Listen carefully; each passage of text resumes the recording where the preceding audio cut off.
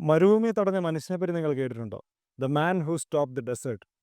1980കളിൽ പശ്ചിമാഫ്രിക്കയിലെ ബുർക്കീന ഫാസോയിലുണ്ടായ കടുത്ത വരൾച്ചയെ തുടർന്ന് ഗൗഗ എന്ന ഗ്രാമം വരണ്ട് ഇല്ലാതാകാൻ തുടങ്ങി. വെള്ളം അപ്രത്യക്ഷമായി, മൃഗങ്ങൾ ചത്തുപോകുന്നു, ആളുകൾ പലായനം ചെയ്യുന്നു, മണ്ണ് മരുഭൂമിയാകുന്ന അവസ്ഥ. എന്നാൽ ഒരു സാധാരണ കർഷകനായ യാക്കൂബ സവോഡോഗോ തൻ്റെ ഗ്രാമത്തിൽ തന്നെ തുടരാൻ തീരുമാനിച്ചു. അദ്ദേഹം ഓടിപ്പോയില്ല, പകരം മരങ്ങൾ നടാൻ തീരുമാനിച്ചു.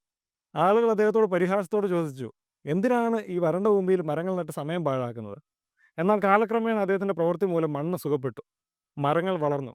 മരുഭൂമിയിൽ അദ്ദേഹം നട്ടു വളർത്തിയത് ഇന്ന് 90 ഏക്കറിലധികം വരുന്ന വനമായി മാറി. ഒരു മനുഷ്യൻ, ഒരു വിത്ത്, ഒരു സ്വപ്നം മാറ്റത്തിന് കാരണമാകുന്നു. ഒരുപക്ഷെ ഇന്ന് ഭൂമി കാത്തിരിക്കുന്നത് നിങ്ങളുടെ കരങ്ങൾക്ക് വേണ്ടിയാവാം. ഈ ലോക പരിസ്ഥിതി ദിനത്തിൽ ഒരു മരം നടുക. കാരണം ഒരു ദിവസം നിങ്ങളുടെ മരം ഏക പ്രതീക്ഷയായി മാറിയേക്കാം, ഏക തണലായി മാറിയേക്കാം, ഏക ശ്വാസമായി മാറിയേക്കാം. തിരുവചന വാക്കുകൾ ഓർക്കുക. ഏദൻ തോട്ടം കൃഷി ചെയ്യാനും സംരക്ഷിക്കാനും ദൈവമായ കർത്താവ് മനുഷ്യനെ അവിടെ ആക്കി. ഉൽപ്പത്തി പുസ്തകം 2-ാം അധ്യായം 15-ാം തിരുവചനം. നന്ദി.